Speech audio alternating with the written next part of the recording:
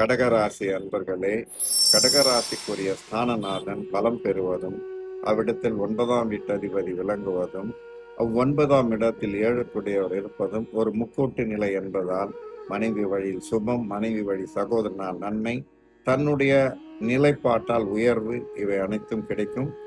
இத்தகைய நிலையில் பலம் பெறுவோர் நன்மை காணுவர். இருந்தாலும் தன்னுடைய ராசிநாதன் ராசியில் இருப்பது சில குறைபாடுகளே ஆயினும் நன்மை அல்ல.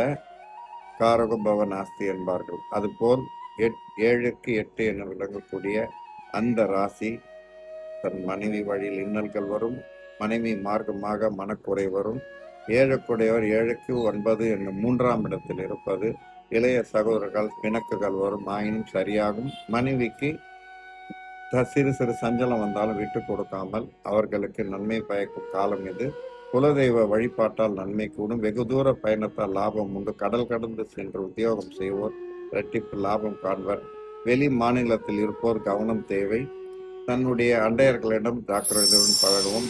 யாருக்கும் முன் கையெழுத்து போட வேண்டாம். முன்பணம் பெற்று தர வேண்டாம். வட்டிக்கும் தம்முடைய இயல்புக்கு ஏற்றாற்போல் வாங்கவும் வேண்டாம். இது தன்னுடைய நிலையை சரி செய்து உயர்வடையக்கூடிய உன்னத காலம்.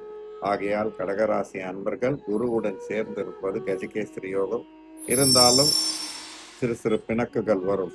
தந்தை வழி கடன் தாம் தீர்க்கும் காலமாக அமைந்துள்ளது.